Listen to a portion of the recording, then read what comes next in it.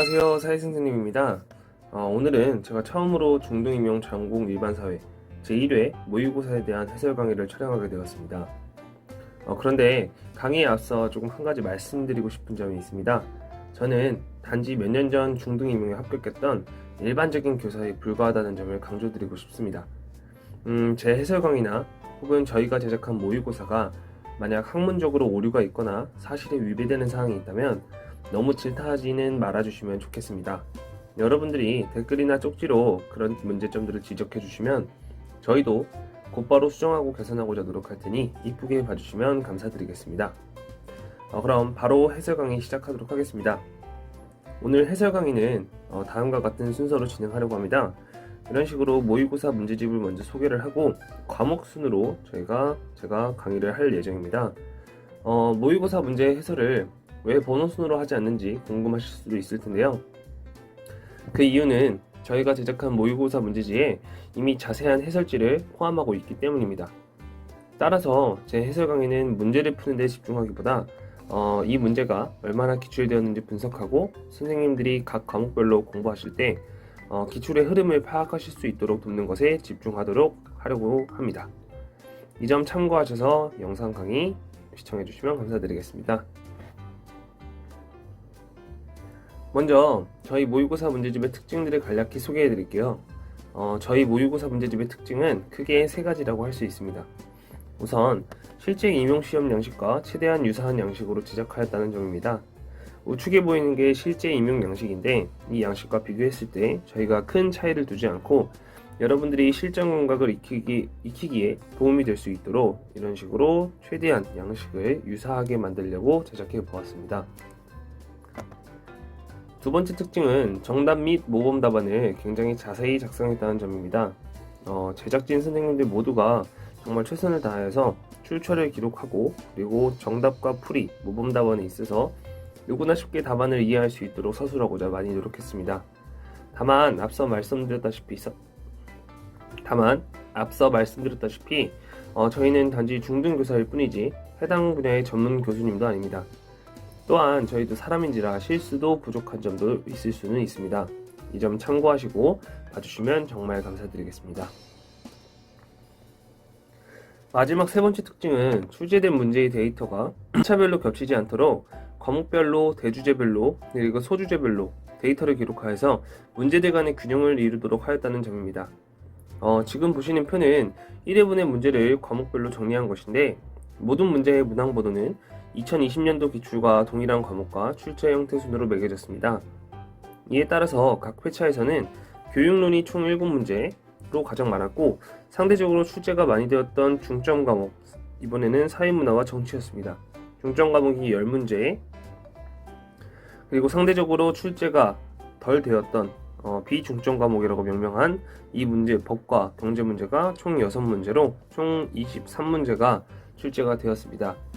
또한 각 문항의 문항 번호는 저희가 2020년도와 기출과 동일하게 배치를 했다고 생각하시면 됩니다. 2020년도 기출을 보면은 1번에는 교육론 문제가 A형, 4번에는 정치 문제가 A형, 7번에는 법 문제가 나오는 것처럼 저희도 그 2020년도 기출을 기반으로 이렇게 문항 번호를 배치했다는 점 참고하시고 넘어가시면 될 것 같습니다. 또 해당 표와 같이 모의고사 문제집이 출판이 되면 출제 기록표를 함께 제공해 드릴 예정입니다. 수험생 여러분들이 해당 출제 기록표를 바탕으로 자신에게 필요한 문제들을 다시 정리해 보시고 추가로 새로운 문제들을 예측해 보는데 도움이 되실 거라 생각이 드네요. 잘 활용해 주시면 감사드리겠습니다. 그럼 본격적으로 문제 해설 강의를 시작하겠습니다. 먼저 교육론 문제에 대한 해설을 시작해 보도록 하겠습니다. 네, 먼저 A형 1번 문제에 대해서 보시도록 하겠습니다. 많은 선생님들이 이 문제는 쉽게 풀었을 거라 생각이 드는데요. 특히 나의 역할극 같은 경우에는 다른 사람의 역할을 경험한다 라는 점과 자신이 비슷한 체험을 하게 된다 라는 점을 통해서 이게 역할극과 관련된 소리구나 라는 것을 금방 캐치할 수 있으실 거라 생각이 듭니다. 한편 패널식 토의 같은 경우에는 가에서 서로 다른 의견을 가진 몇 사람이 토의자로 나와 의견을 발표한다 라는 점과 그리고 일반 청중들이 모두 함께 의견 교환을 하는 토의 학습의 형태이다 라는 점에서 패널식 토의라는 것을 발견할 수 있었을 텐데요. 조금 더 이 패널식 토의를 심포지엄과 포럼과 관련하여서 조금 구분하고 넘어가도록 하겠습니다. 패널식 토의는 우리가 배심 토의라고도 얘기하죠. 이러한 패널식 토의의 핵심 키워드는 특정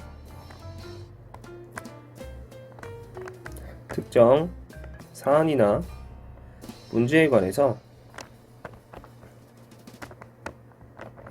서로 다른 의견을 가진 토의자가 있다라는 점이 일단 첫 번째 키워드고요. 서로 다른 의견을 가진다는 점은 그 문제를 해결할 수 있는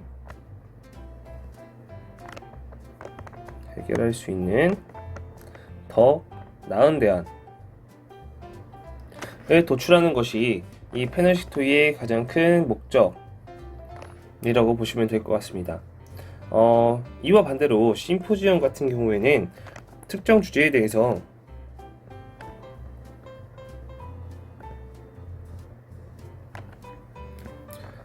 전문적이고 체계적인 전문가들이 나와가지고 지식의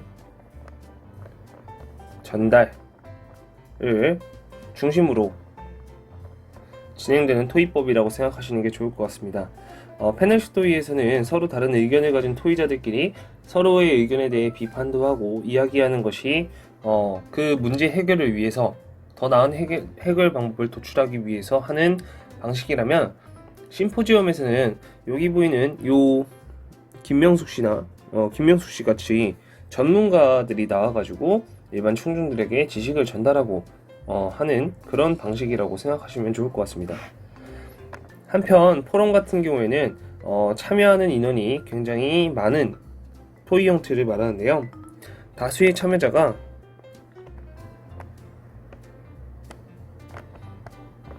다수의 공개적 토의를 통해서 하는 방법을 포럼이라고 하는데, 이 포럼의 목적은 일반 청중들과 소통하고 그리고 의견을 자유롭게 공유하는 것이 목적인 토의 방법이라고 생각하시면 좋을 것 같습니다. 서로 다른 의견을 가진 토의자가 나온다 라는 얘기가 나오면 패널식 토의라고 보시면 좋을 것 같고, 전문적이고 체계적이다 라는 키워드가 나온다면 저희가 심포지엄을 선택하면 더 좋을 것 같고요. 포럼 같은 경우에는 공개적인 토의다, 다수의 참여자가 나온다, 일반 청중들과 서로 자유롭게 소통하고 의견을 공유한다 라는 점이 나오면 저희가 포럼이라는 것을 이해하시고 넘어가면 좋을 것 같습니다. 네, 다음은 A형 2번 문제입니다. A형 2번 문제는 스타 모형 관련된 문제인데요. 협동학습과 관련된 문제로는 2002년 이후부터 직소 모형이 3번, 시뮬레이션 모형이 2번, 프로콘 모형이 1번, 그리고 스타일 모형이 1번 이렇게 출제가 되었는데요. 객관식 기출 이후에는, 즉 서술형 문제와 기입형 문제가 중심이 되었던 이후에는 2015년 스타일 모형과 2016년 직소 모형이 출제된 바 있습니다. 물론 객관식 이후에 이미 기출되었던 이 두 문제는 다시 출제될 가능성이 시뮬레이션 모형이나 프로콘 모형보다는 적을 수는 있겠지만 기본적으로 기출된 문제이기 때문에 다시 한번 꼭 확인해 보는 것을 추천드리겠습니다. 우선 스타일 모형은 나올 수 있는 부분으로 제 신문에 나와 있는 세 가지 특징과 모형의 장점과 단점 등에 대해 나올 수 있겠죠. 이번 문제는 그 중에서 가장 큰 특징인 만장일치제를 묻는 문제였기 때문에 풀이하시는데 큰 어려움은 없었을 것이라 생각이 듭니다. 앞으로 출제될 수 있는 세부적인 특징이 충분히 많기 때문에 이에 대한 대비도 꼭 하시기를 추천드리고요. 이 문제는 크게 어려운 문제가 아니기 때문에 가볍게 보고 넘어가도록 하겠습니다. 네, 다음은 A형 5번 문제, 나선형 교육과정과 통합형 교육과정 구성의 원리입니다. 사회과 교육론은 다른 과목들에 비해서 출제 범위가 굉장히 좁죠. 그런 만큼 교육과정 구성의 원리는 거의 매년 출제되는 주제 중 하나라고 보시면 되는데요. 그 중에서도 특히 나선형 교육과정과 통합형 교육과정은 매우 중요한 주제라고 보시면 되겠습니다. 어지간한 내용은 다 나왔다고 보시면 돼요. 뭐 환경확대법, 여기 보이는 환경확대법도 무시될 만한 주제는 아니지만 그 중에서도 그래도 나선형 교육과정과 통합형 교육과정은 넘사벽이라는 거 알아두시고 꼭 이것저것 다 정리해서 기억해 두시기를 추천드리겠습니다. 문제 한번 보실게요. 여기 보이는 범위와 계열은 2003년도에 기출된 2003년도에 범위와 계열성 이렇게 따로 기출되었던 바가 있다는 점 참고해 주시고요. 첫 번째 작성 조건에서 이 교사에 적합한 사회과 교육과정의 조직 원리는 우리가 방금 말했던 환경확대법 혹은 공동체확대법, 지평확대법, 흥미확대법이라고 불리는 원리를 말합니다. 이러한 환경확대법도 나선형이나 통합형에 비해서는 조금 덜 나오긴 했지만 그래도 많이 출제된 주제이기 때문에 꼭 기억해두고 넘어가시는 게 좋습니다. 그 다음에 두 번째 작성 조건으로는 우리가 개념 선택 기준, 나선형 교육과정에서의 개념을 어떻게 선택해야 되는가 그 기준을 적는 것인데 참모책을 기반으로 답변하시는 것이 좋습니다. 문제가 내기가 너무 쉽죠. 타당성, 중요성, 적합성, 내구성, 균형성 이라는 5가지 개념이 있는데 이 5가지들을 기입형으로 낼 수도 있는 거고 저희처럼 이렇게 서술형으로 출제될 수가 있으니까 참모책을 기반으로 그 서술형 그 자체를 기억해 주시는 게 좋을 것 같습니다. 마지막 작성 조건은 통합교육의 필요성 혹은 유용성에 대한 문제를 묻고 있습니다. 저희가 시민성은 여러 가지로 해석될 수 있겠지만 주로 문제 해결력이나 의사결정을 위한 능력을 갖춰야 하죠.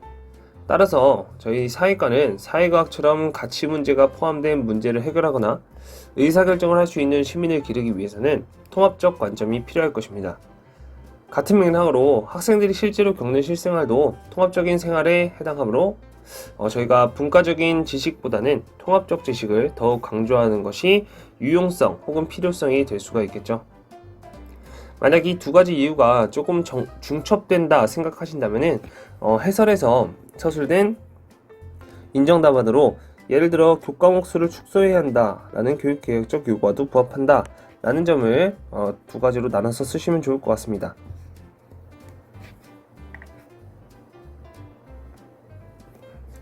다음은 A형 마지막 문제인 6번 문제입니다. 여기서는 수행평가를 다뤘어요.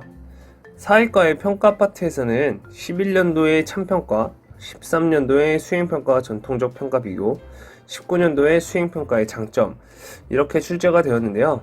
평가에서는 수행평가와 관련된 부분이 아니면 낼 수 있는 것이 거의 없다고 생각합니다.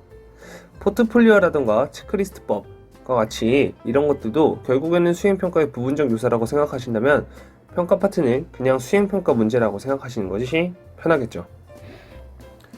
또한 수행평가의 장점이 가장 최근인 2019년도에 기출되었었기 때문에 장점보다는 수행평가의 단점이나 수행평가에서의 교사 및 학생 역할 등에 대해서 정리해두고 대비하는 것이 필요하겠죠. 이번 문제는 그 중에서도 학생의 역할에 대한 비교 부분이었습니다. 개인적인 팁이지만 교육론을 공부하실 때 선생님들의 교생 실습 경험이나 아니면 학창시절을 떠올리는 것이 암기하기에는 훨씬 쉬울 거라 생각이 들어요. 현재 임용을 준비하시는 모든 선생님들도 학창시절 수행평가들을 다 겪어는 보았잖아요. 선생님들이 느꼈던 수행평가의 장점과 단점, 그리고 좋은 수행평가는 어땠고 나쁜 수행평가는 어떤 특징을 가졌었는지 기억들을 한번 정리해 보시고 암기하신다면 훨씬 인출하시는데 도움이 되실 것 같습니다.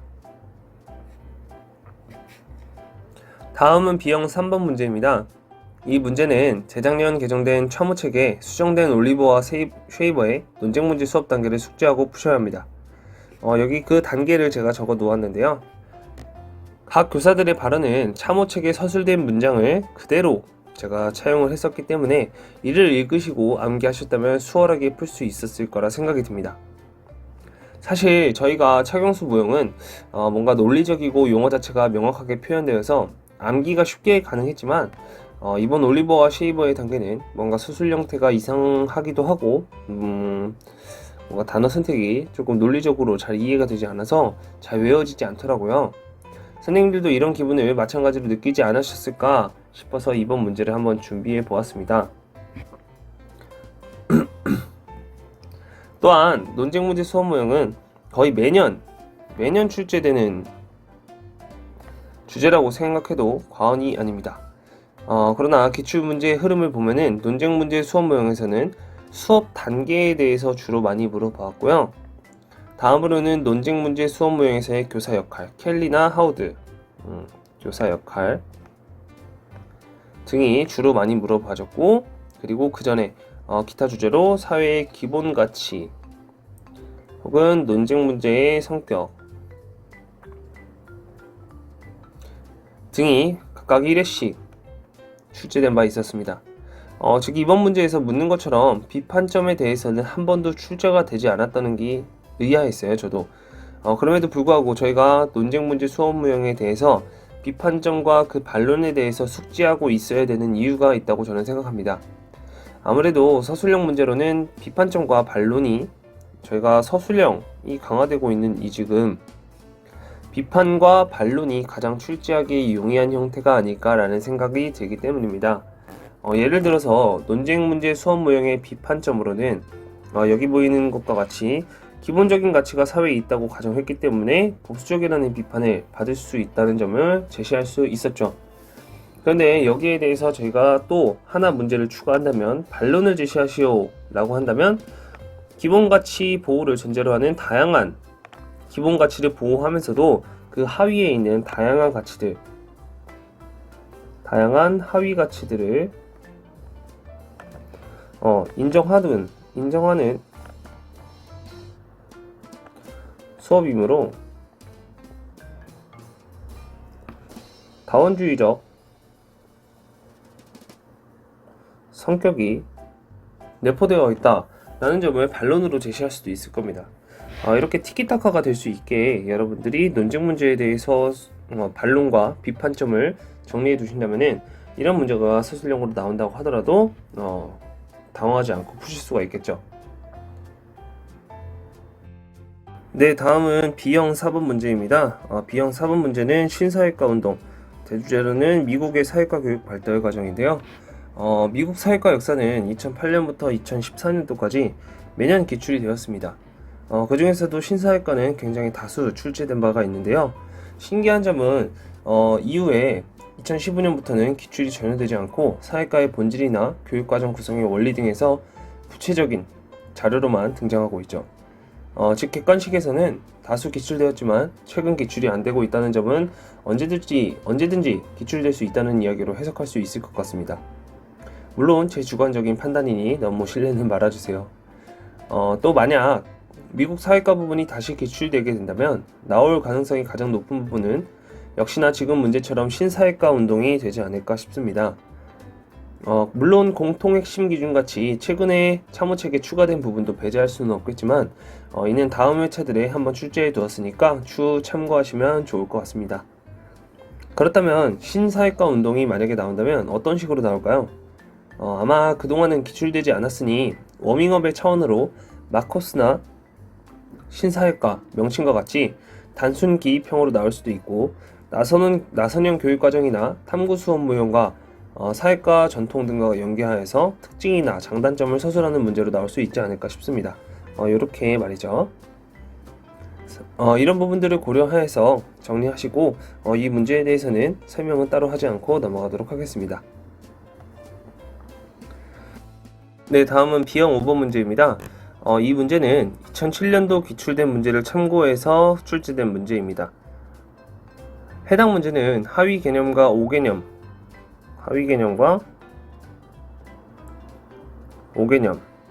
그 다음에 접합 개념 등에 대해서 다루었지만 여기서는 개념의 위계를 구분하는 원칙에 대해서 제시해 보았습니다. 이런 유형의 문제는 방금 말씀드렸던 2007년도와 2009년도에 출제가 되었지만 2015년도 이후부터는 꾸준히 모형 문제 위주로 출제되었음을 알고 계셔야 할 것 같아요. 원형 모형과 속성 모형에 대한 문제 위주로 지금 출제되고 있는 상황이라는 점 기억해 두시고 넘어가면 좋겠습니다. 만약 출제자들이 이제 너무 많이 우려먹었다라고 이제 모형 문제를 너무 우려먹었다라고 판단한다면 과거 기출되었던 개념의 위계나 개념도 등을 묻는 문제도 다시 출제되지 않을까 하는 차원에서 이번 문제를 출제하게 되었다고 이해하시면 좋을 것 같습니다. 문제에 대해서 조금만 더 자세히 살펴보면 이접 개념의 사례로는 저희가 참호체계의 유일한 사례로 국민만 기억하셔도 좋을 것 같습니다. 2007년 기출 문제에서도 국민을 사례로 출제했으니까 다른 논란거리가 될 만한 사례는 출제자들도 위험 부담이 있어서 출제하기 어려울 것 같다는 의견이 많기 때문이죠.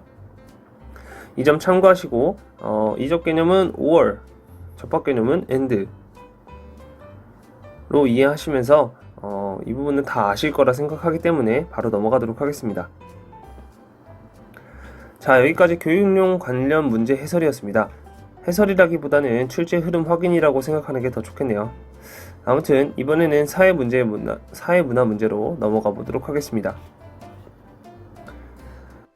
네, 먼저 A형 3번 문제입니다. A형 3번 문제는 사회계층과 불평등 관련 주제인데요. 사실 이 문제의 주제는 브루디에와 베버가 압도적으로 출제가 많이 되었어요. 그러나 고등 정치와 법 교과서에서는 저희가 계층에 관한 기능론과 갈등론의 입장을 굉장히 중요하게 다루고 있기 때문에 이러한 문제도 한 번쯤은 눈여겨두실 필요가 있지 않나 싶었습니다. 여기 보이는 이 지문은 저희가 2010년도 중등임용 1차 32번에 있는 지문을 그대로 차용을 하고요. 이 내용은 데이비스와 무어의 주요 명제를 그대로 딴 지문이라고 생각하시면 되겠습니다. 이 지문에 나와 있던 이 기업과 니은은 바로 기능적 중요성과 상대적 희소성인데요. 이 문제를 알기 위해서 저희가 기능론과 갈등론적 입장에 따른 사회 불평론에 대한 관점을 한번 살펴보고 넘어가겠습니다. 여기 보이는 좌측에 있는 정리가 바로 기능론적 관점이라면 우측에 있는 관점은 갈등론적 관점입니다. 기능론의 입장에서 가장 중요한 부분은 밑에 빨간색으로 표시된 이 두 부분이에요. 보상의 크기가 직업의 기능적 중요성과 담당할 인재의 상대적 희소성에 의해서 결정된다 라는 부분이 방금 출제되었던 내용 중 하나이고요. 기능론의 입장에서는 사회적 불평등은 굉장히 불가피한 현상이고 오히려 사회 유지에 기능적인 현상을 한다.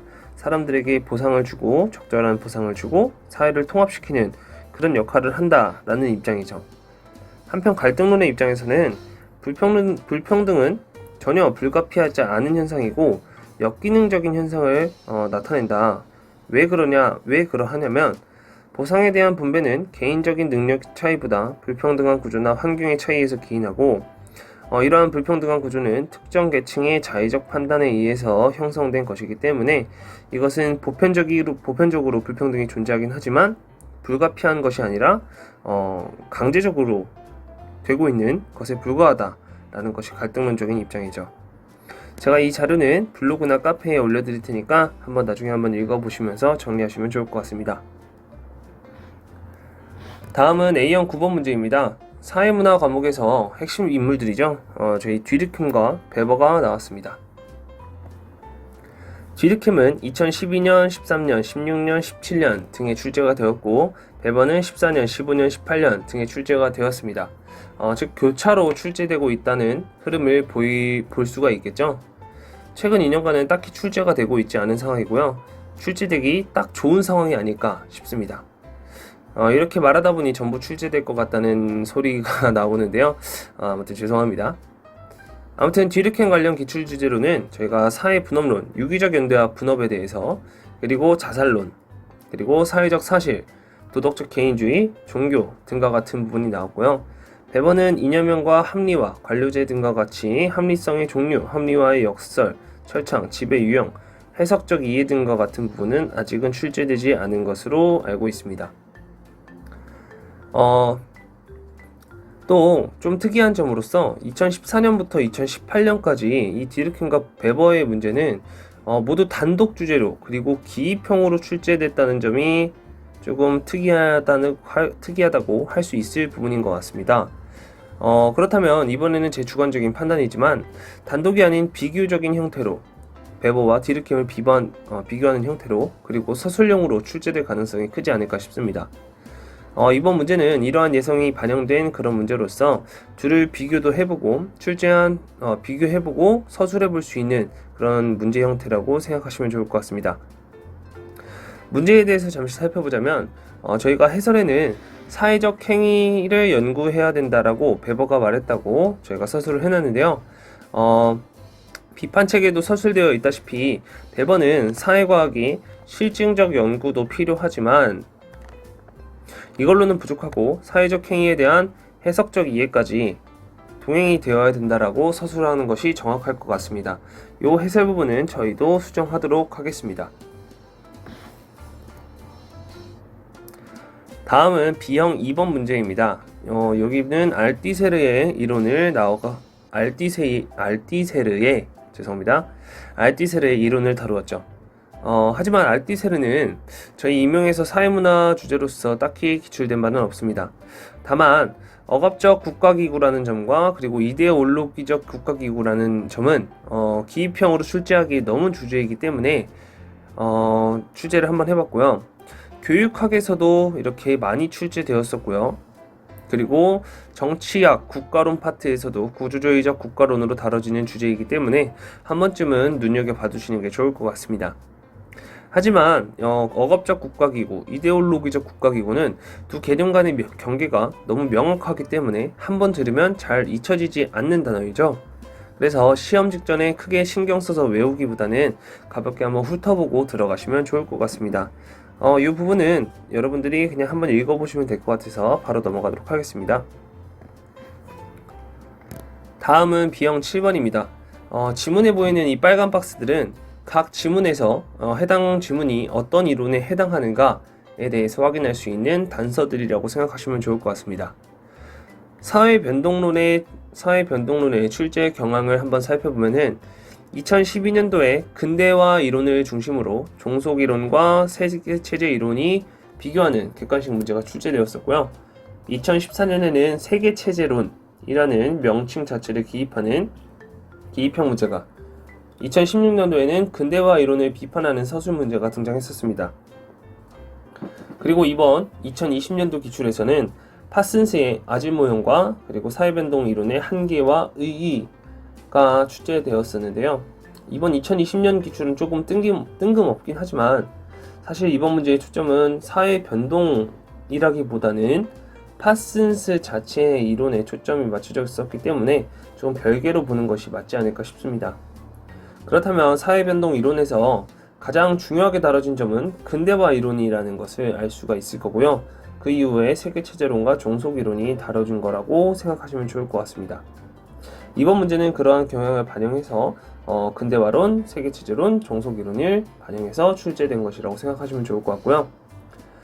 상호 이론 간의 차이점을 비교하여 정리해두고 비판점들을 정리해두시면 좋을 것 같습니다.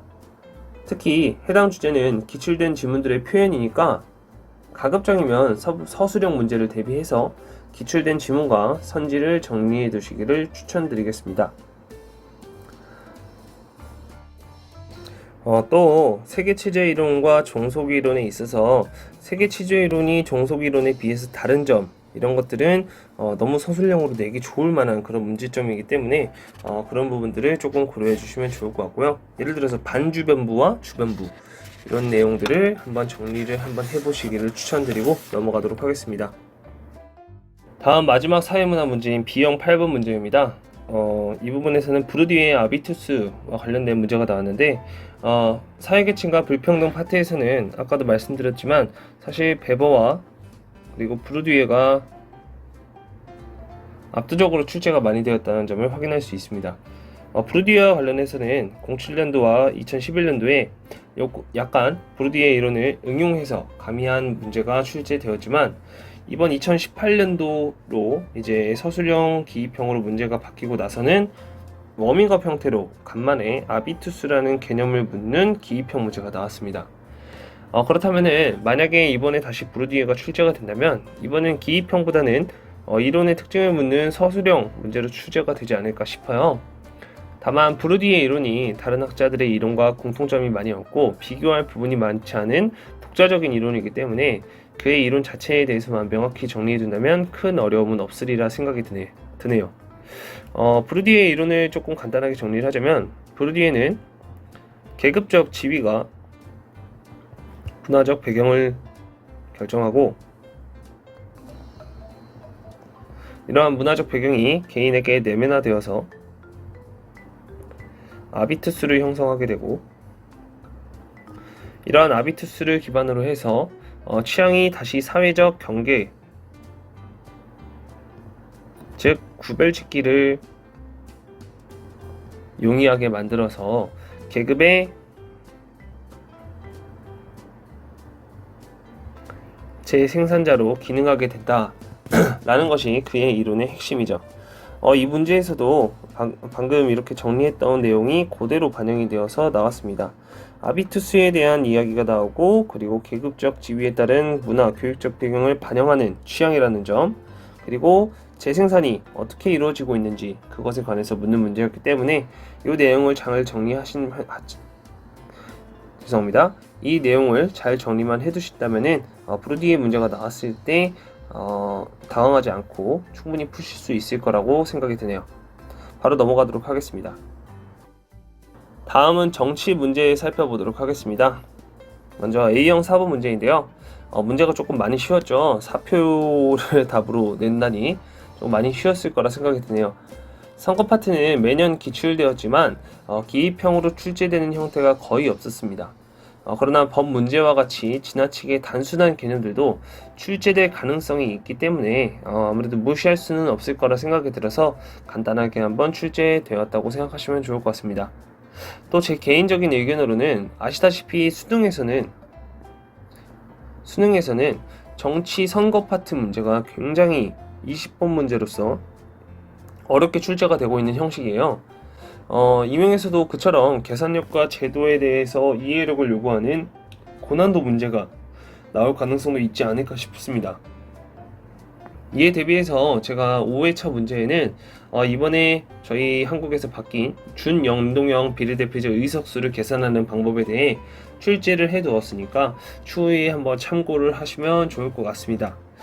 이 부분은 너무 쉽기 때문에 바로 넘어가도록 하겠습니다. 다음은 A형 12번 문제입니다. 여기서 A는 립셋의 경제결정론이고요. 그리고 B는 쉐보르스키의 경제발전과 민주주의에 관련된 지문입니다. 정치발전론 파트에서는 객관식 이후 2015년 헌팅턴의 제도화가 출제가 되었으며, 그 이전에는 립셋의 경제결정론의 경제발전 변수를 출제가 되었고, 그리고 2013년도에는 쉐보르스키의 경제발전과 민주주의에 관해 출제가 되었습니다. 이 도표가 바로 그때 나왔던 도표 그대로를 반영한 거고요.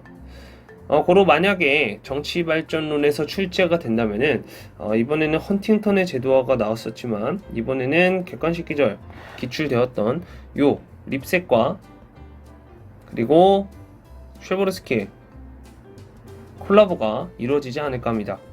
두 사람의 이론을 제가 간략하게만 소개를 드린다면은 립셋의 경우에는 여기 지문에서 설명한 것과 같이 경제발전이 중산층을 성장시키고 교육과 문화적 태도의 확산을 통해서 민주주의 가치가 널리 수용되도록 만들어서 민주주의의 발전을 기여를 한다라는 것이 핵심입니다.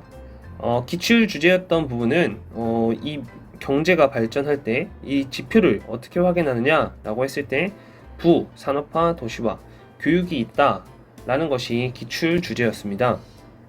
한편 쉐보르스키 같은 경우에는 립셋과 마찬가지로 경제의 발전이 민주주의의 발전에 영향을 미치는가를 조금 더 세부적으로 분류했다고 보시면 좋을 것 같아요.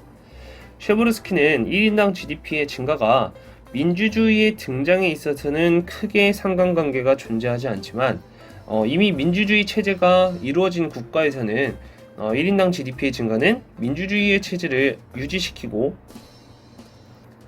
안정화시켜서 체제에 전복될 가능성을 줄인다고 보았습니다. 이는 표에서도 확인할 수가 있는데 검은색으로 표시된 민주주의 체제의 전복 확률이 1인당 GDP가 증가하면서 점차 줄어들고 있는 모습을 확인하실 수가 있습니다. 그러니까 우리 가에서 보았던 1인당 GDP가 3만 달러다 라고 한다면 뭐 대충 요쯤이 있겠죠. 그랬을 때 저희가 경향성을 확인할 수 있어서 민주주의가 굉장히 유지되고 안정될 수 있겠구나라는 것을 예측하여서 서술할 수 있을 것 같습니다. 문제 자체는 단순히 지문만 해석해도 풀이가 가능한 문제였기 때문에 크게 어렵진 않았을 거라 생각이 듭니다. 셰브르스키와 립셋의 이론과 관련된 점이라는 점을 염두에 두고 정리하시길 추천드리고요. 잠시 하나만 짚고 넘어가야 될 부분이 질문이 들어왔었는데 여기 앞에서는 B 입장에서 가해 살펴보면은 1985년 각국은 1인당 GDP가 2229달러이다.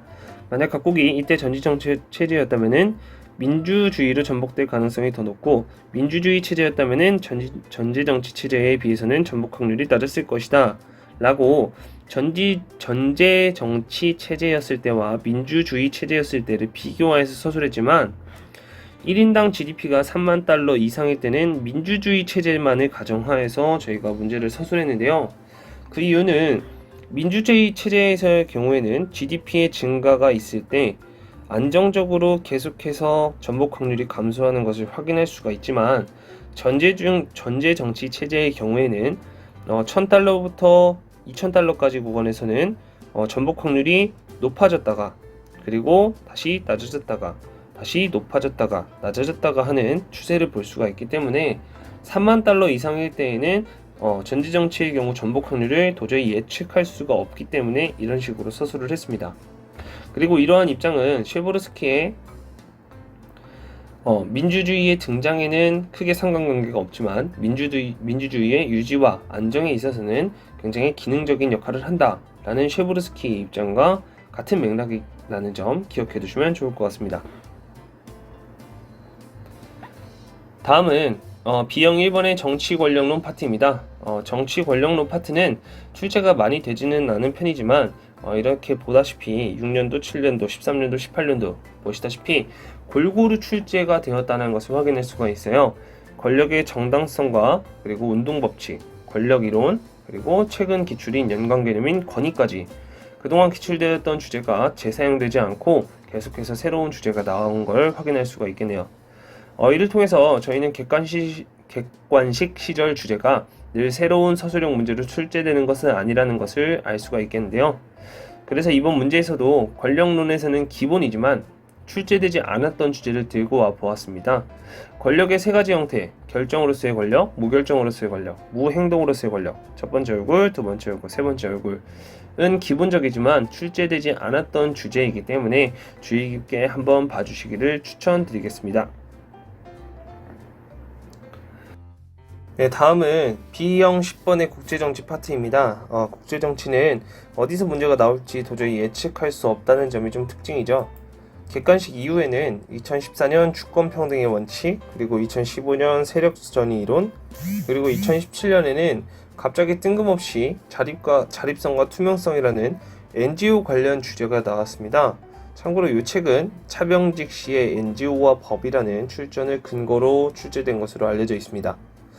그리고 2018년에는 이제 이후부터 주요 패러다임 이론들 위주로 출제되는 경향이 있었어요.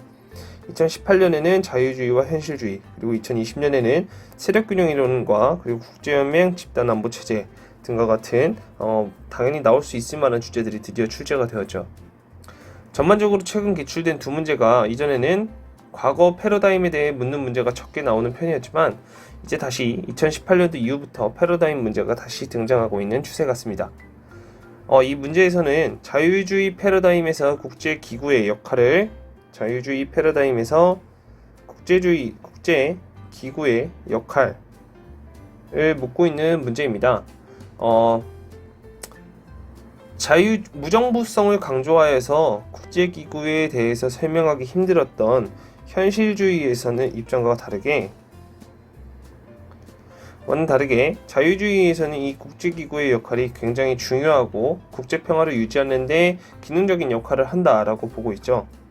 한편 구성주의에서는 이러한 국제기구의 역할을 객관적으로 외부에서 주어지는 것이 아니라 국제기구 또한 행위자들의 관념에 의해 사회적으로 구성된 결과이다 라고 보고 있죠. 사실 이 문제가 그렇게 크게 어려운 부분은 아니었다고 생각이 드는데, 구성주의에서는 국제기구의 역할이 어떻고, 현실주의 패러다임에서는 국제기구의 역할이 어떻고, 자유주의 패러다임에서는 국제기구의 역할이 어떤지, 이렇게 패러다임의 입장마다 국제정치의 행위 주체에 대해 어떤 입장을 펼치고 있고, 각 이론이 가지고 있는 장점과 단점 등은 무엇인지에 대해서 정리해 두시기를 추천드리겠습니다. 이 부분에 대해서도 해설지를 읽어보시면 충분히 이해가 되실 거라 생각이 들어서 바로 넘어가도록 하겠습니다. 다음은 B형 11번 문제입니다. 이 문제는 2010년 기출된 문제, 2010년 16번 기출문제를 참고해서 출제되었습니다. 기출문제를 먼저 보시게 되면은 A국에 말하는 의회는 경합형 의회이고, 그리고 B국은 전환형 의회이죠.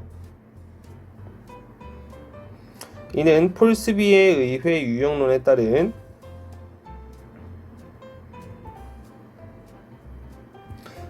구분인데요. 현대 정치 과정의 동학이라는 책에 따르면은 경합장형 의회는 입법보다는 정권을 둘러싼 여야 간의 논전에 의정활동의 중심이 놓이는 유형으로, 의회가 정부 안의 신속한 통과를 노리는 집권당과, 지금은 더불어민주당이죠, 이를 저지하려는 반대당 간의 논쟁의 장이 되고 정당 중심으로 운영이 된다고 보았기 때문에 권력 융합적 성격이 강한 내각제 국가에서 친화성을 갖는 것으로 서술되어 있습니다. 예를 들어서 영국과 같은 나라요. 한편 이 책에서 전환형 의회는 사회적 요구를 법률로 전환하는 그런 독자적 능력을 발휘하는 의회로서 대부분의 법안이 의원 입법의 형태로 처리되기 때문에 의회에서 정당의 역할보다 오히려 개개인의 역할이 중심이 되는 의회 유형입니다. 그래서 이는 정부를 견제할 수 있는 의회의 성격이 강조되기 때문에 권력 분립을 성격이 강한 대통령제 국가와 친화성을 가진다고 보고 있죠. 그 내용이 이 해설지의 답안에 적혀 있는 내용이고요. 물론 우리나라는 대통령제 국가이지만 내각제적 성격을 많이 갖고 있고 지역주의가 강하기 때문에 위의 전형적인 사례처럼, 방금 말씀드렸던 전형적인 사례처럼 전환형 의회보다는 경합장형 의회에 가깝겠죠. 그러나 저희는 시험을 준비하는 입장에서 전형적인 국가의 유형인 영국과 미국의 사례를 중심으로 의원 내각제 국가에서는 권력 융합 제도가 특화되어 있기 때문에 융합적인 성격이 강하기 때문에 내각에 힘을 보태기 위한 단지 경합장형 의회로서 기능을 한다 라는 점과, 그리고 대통령제 국가에선 권력 분립이 중심이 되기 때문에 전환형 의회가 성격이 강하게 나타난다 라는 점 기억해 두시면 좋을 것 같습니다. 드디어 법 문제를 한번 살펴보도록 하겠습니다. A형 7번 문제는 여기서 불법행위와 채무불이행 그리고 제조물 책임법에 관해서 묻고 있습니다. 민법 파트에서는 물권법이 4회, 그리고 채권법이 6회, 그리고 총칙이 6회, 그리고 가족과 상속 등과 같이 이혼 2회, 상속 4회, 총 6회가 출제되었으면서 연도별로 돌아가면서 전년도와 주제가 겹치지 않도록 하는 것을 확인하실 수 있을 것 같습니다. 또 기타법에서는 제조물 책임법 등의 소비자법이 객관실 시절 마지막에 출제가 되어 왔으며, 그리고 이후에는 노동법이 주를 이뤄서 출제가 된 것을 확인할 수가 있습니다. 그러나 노동법이 최근 16, 18, 19, 20 계속 기출이 되면서 소비자법으로 회귀하여 출제가 될 수 있는 가능성이 충분히 있지 않을까 싶습니다. 여기서 소비자법에서 12년, 13년도의 기출은 지금 이 문제의 주제와 같은 제조물 책임법과, 그리고 민법상 하자담보 책임에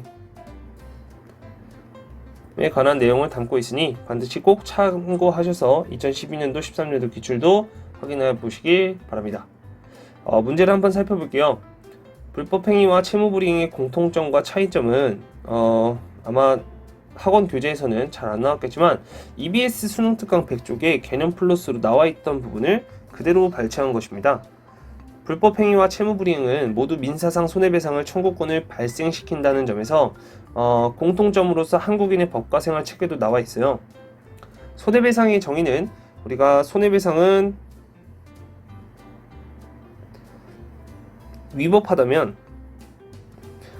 손실보상은 적법한 행정행위에 대한 보상으로서 알려져 있죠. 그래서 손해배상 자체가 위법한 행위에 의해서 발생했던 그런 손해를 원상복구하는 것이라고 해석할 수가 있기 때문에 손해배상과 불법행위와 채무불이행은 모두 위법한 행위라는 점을 여기서도 도출해낼 수 있을 것 같습니다.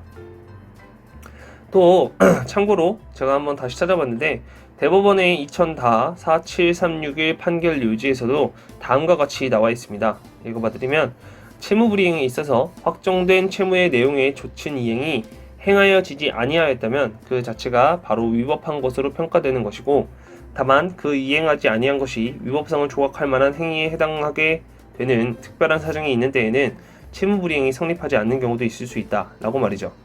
이렇게 채무불이행도 확실히 위법성을 가지고 있는 행위구나 라는 것을 참고하시면 좋을 것 같습니다.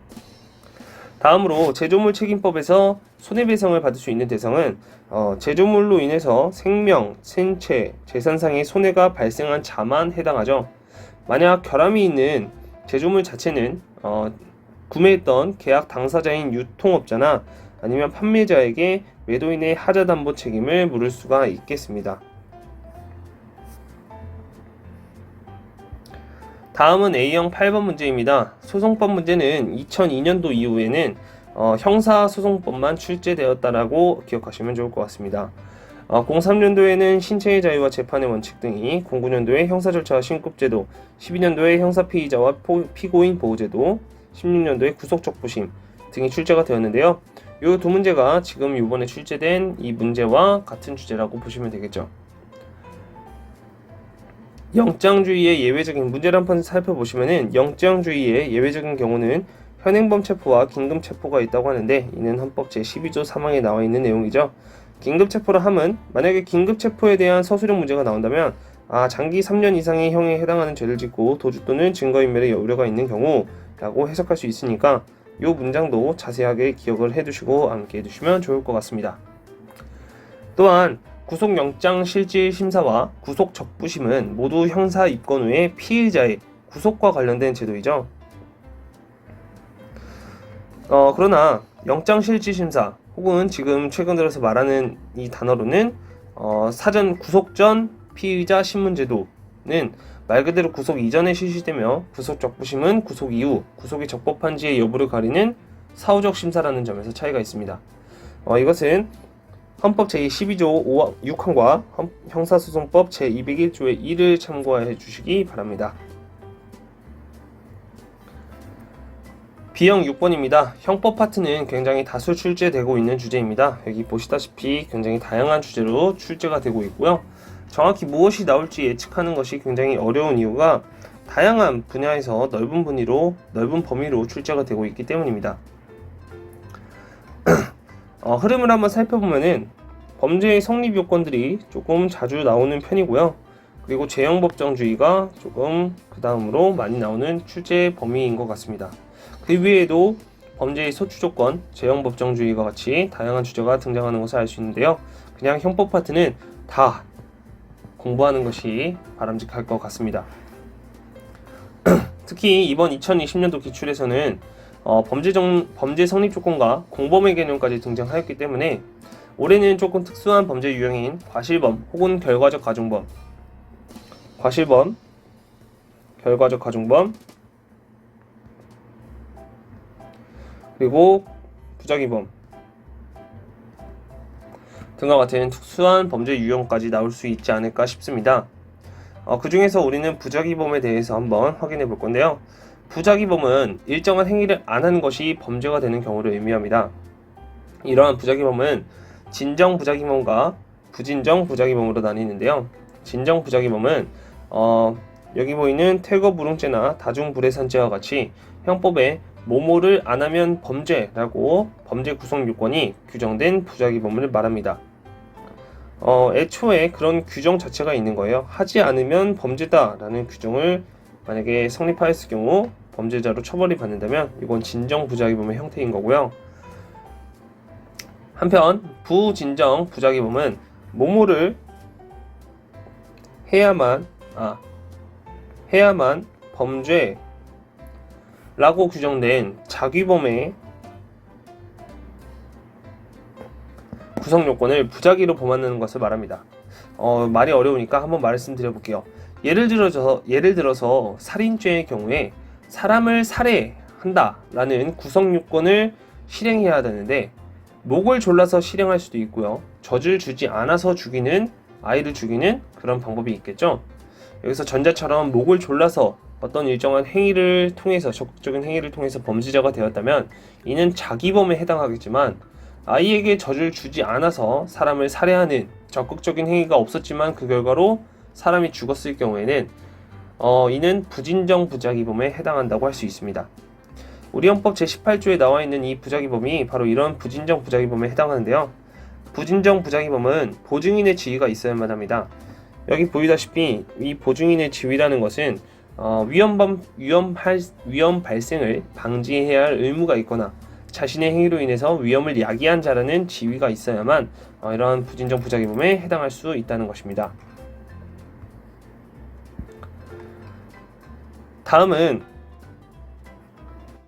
다음으로 마지막 경제 문제입니다. A형 10번 문제입니다. 저희가 이 문제의 대주제는 시장이론으로서 분류를 했어요. 그런데 생산자 이론에 여기에 더불어서 생산자 이론의 비용 이론까지 혼합되어 있는 형태의 문제라고 생각하시면 좋을 것 같습니다. 생산자 이론 같은 경우에는 비용 이론을 중심으로 출제가 되고 있고요.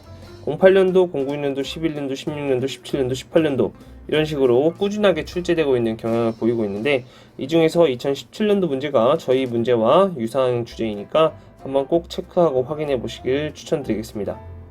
다음으로 시장이론 같은 경우에는 완전 경쟁 시장과 같이 조금 기본적인 시장보다는 조금 심화된 독점 시장 이론과 과점 시장의 게임 이론을 중심으로 출제가 되고 있는 것을 확인할 수 있어요. 독점 시장 이론은 01년도와 12년도 텀이 오래됐죠. 출제된 바 있고요. 게임 이론 같은 경우에는 6년, 10년, 13년 그리고 이번 최근에 2020년도에 나왔던 5월 전략 균형이 있었죠. 이렇게 출제되었으니까 참고 바랍니다. 이 문제를 살펴보면은 현재 시장 가격에서 P0에서 설정이 되어 있는 것을 확인할 수 있습니다. 완전 경쟁 시장이기 때문에 P는 MR이며 AR과 같죠. 그래서 지금 현재 상황에서 이 기업은 MR과 MC 한계 비용이 같은 요 Q0에서 생산을 한다는 걸 알 수가 있는데요. 여기서 총 수입은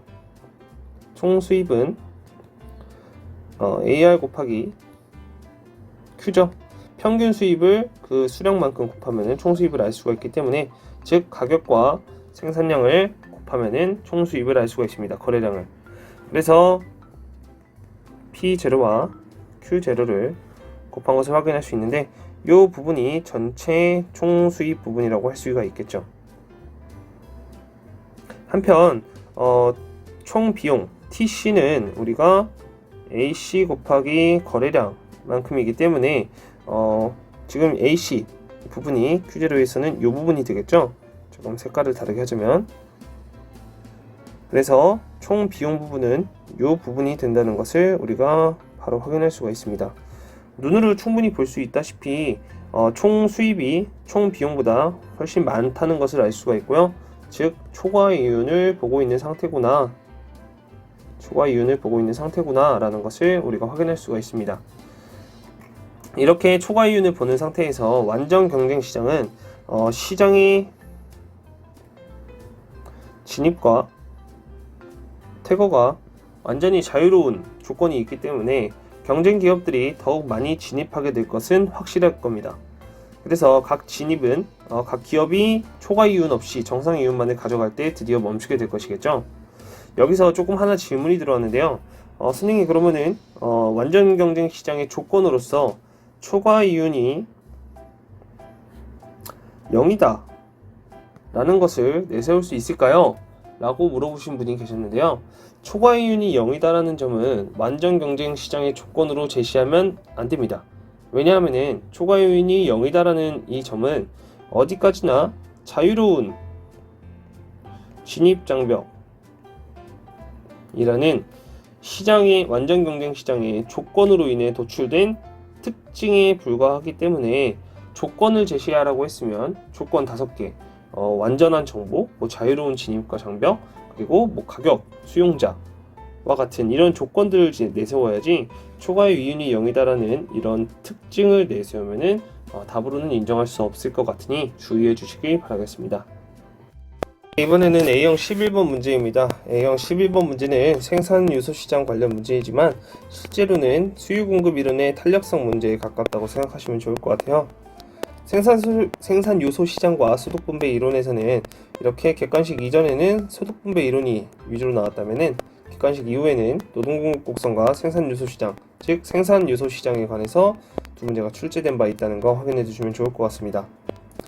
그리고 수요 공급 이론에서는 조세 관련이 2문제, 그리고 탄력성과 관련된 문제가 5문제, 조세의 귀착까지 포함일 수도 있겠죠. 그리고 기타 가격 상한제와 같은 문제가 4문제 정도 출제가 되는데요. 탄력성 문제가 굉장히 자주 출제되는 편이다 보니까 이 점 유의하시고 풀어보시면 좋을 것 같습니다. 문제에서 보면은 교사는 노동 수요 곡선이 오른쪽으로 이동한다 라고 얘기를 하고 있네요. 여기서 총 노동소득은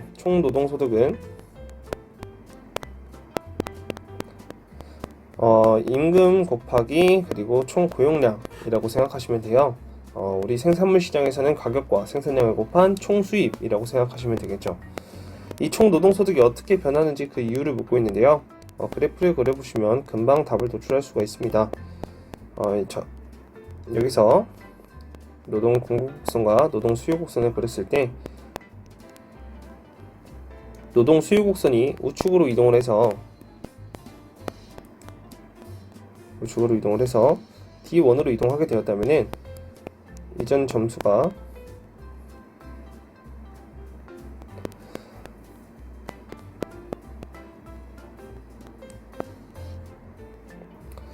이전의 임금이 W0였다면 W1으로 상승하게 되었고요. 그리고 고용량도 L0에서 L1으로 상승한 것을 확인할 수가 있습니다.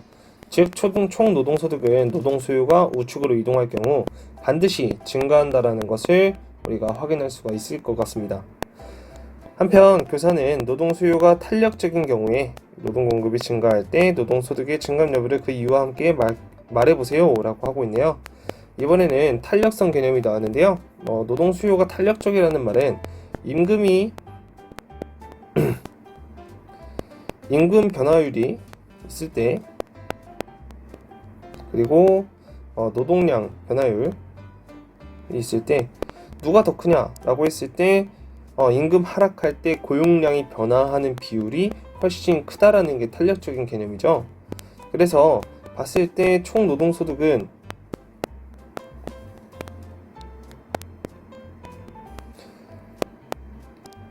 임금 곱하기 고용량이기 때문에 총 노동소득의 변화율은 임금 변화율 플러스 고용량 변화율로 구할 수가 있을 것입니다. 즉 그러니까 노동 공급이 증가할 때 노동 공급이 증가하게 되면은 가격은 하락하고, 즉 임금은 하락하게 되고, 그리고 고용량은 증가하는 것을 확인할 수가 있습니다. 임금은 하락하는데 고용량은 증가하니까 이 둘 사이의 크기를 비교해서 이 총 노동소득의 변화, 증감분을 알 수가 있겠구나라는 것을 확인할 수가 있겠네요. 그런데 우리가 탄력성의 개념에서, 탄력적이라는 말의 개념에서 임금이 하락할 때 고용량의 변화율이 더 크다는 것을 이미 확인했기 때문에 얘가 더 크다는 것을 확인할 수가 있습니다. 즉, 총 노동소득의 변화율은 0보다 클 수밖에 없고 노동 공급이 증가할 때 총 노동소득은 반드시 증가할 것이다 라는 것을 결과를 도출해낼 수가 있을 것 같습니다. 자, 이 점 참고하시고 정리하시면 좋을 것 같습니다. 드디어 마지막 B형 9번 문제입니다. B형 9번 문제는 국제경제 파트에서 국제금융론이 해당하는데, 이 국제금융론은 크게 세 파트로 구분되어 출제되었습니다. 안정화 정책과 개방경제 균형을 위주로 26, 13, 14, 16년도에 총 5회 기출이 된 바 있고요. 경상수지와 자본수지를 중심으로 출제된 2문제가 있었고, 환율 결정론, 대부분 구매력 평가서류였었고요. 5회 출제가 되었는데 그 중에서 08년도와 12년도에 지금 같은 문제 주제인 빅맥 지수가 출제가 되었던 것을 확인할 수가 있습니다. 이 문제에서도 빅맥 지수와 함께 구매력 평가서를 묻고 있습니다. 우선 표를 구해보면은 빅맥 지수는 미 달러화로 환산된 빅맥 가격이라고 되어 있죠. 미국 달러화로 이 각국에 있는 이 빅맥을 샀을 때 얼마를 주고 사야 되는 거냐 라고 한다면 지금 현재 150달러가 1달러랑 같기 때문에 각국의 빅맥 햄버거를 사려면 2달러를 줘야 된다는 것을 알 수가 있습니다. 마찬가지로 여기는 3.3달러를 줘야 된다는 것을 알 수가 있네요. 그렇게 되면은 지금 현재 미국보다 각국의 햄버거 값이 더 싸다는 것을 알 수가 있고요. 그 다음에 일국은 더 비싸다는 것을 알 수가 있네요. 이 말은 다시 말하면은 미국의 달러화보다 각국의 화폐가 지금 현재 과소평가되고 있구나라는 것을 알 수가 있는 거고요. 일국의 화폐는 과대평가되고 있구나라는 것을 확인할 수가 있을 것입니다. 이는 적정 환율인 빅맥 환율을 구해서라도 알 수가 있는데요. 그리고 빅맥 환율 적정 환율은 구매력 평가설이 성립했을 때 적정해야 되는 그 환율을 말하는 건데 미국 햄버거와 각국의 햄버거가 동일한 가격이라고 했을 때 미국 달러로서 각국의 빅맥 가격을 나눠보면 되겠죠. 그랬을 경우에 각국의 적정 환율은 100단위가 될 것입니다. 그리고 일국의 적정 환율은 3으로 6.6을 나누는 거니까 2.2단위가 되어야 정상일 것입니다. 근데 지금 현재 대미 환율이 150단위이고 일국의 경우에는 2.0단위로 되어 있죠. 이 말은 1달러를 주고 150단위를 살 수 있다는 거고 1달러를 가지고 일국의 화폐 2.0단위를 살 수 있다는 것을 의미하죠. 하지만 적정 환율로서는 미국의 1달러로는 100단위밖에 못 사야 정상인데 150단위나 살 수 있기 때문에 각국의 화폐가 과소평가되었다는 것을 다시 확인할 수가 있고요.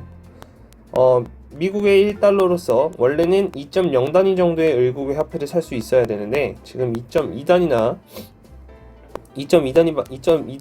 살 수 있다는 것을 죄송합니다. 일국의 화폐를 2.2단위나 살 수 있어야 되는데 현재는 지금 2.0단위밖에 못 사는 거기 때문에 일국의 화폐가 미국 달러에 비해서 지금 현재 상대적으로 과대평가되었다는 것을 다시 한번 확인할 수가 있을 것입니다. 이러한 구매력 평가설의 문제점으로는 여러 가지가 있을 수 있겠지만 구매력 평가설의 문제점으로 첫 번째는 가장 중요한 일물일가의 법칙이 과연 정말 성립될 수 있는 것인가? 라는 문제점을 제기할 수가 있고요. 두 번째로 중요한 점은 구매력 평가설에서는 환율의 결정 요인이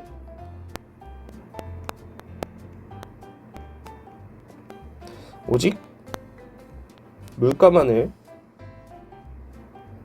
고려한다는 점에서 문제점이 있을 수가 있겠죠. 예를 들어서 또 관세 문제들을 제기할 수 있을 거고요. 이러한 구매력 평가설에 대한 문제점들을 한 번쯤은 서술형 문제에 대비하여서 정리해 두는 것이 좋지 않을까 싶습니다. 네, 고생하셨습니다, 여러분. 도움이 되었다면 구독과 좋아요, 알람 설정까지 한번 부탁드릴 거고요. 많이 부족한 강의였지만 들어주셔서 정말 감사했습니다.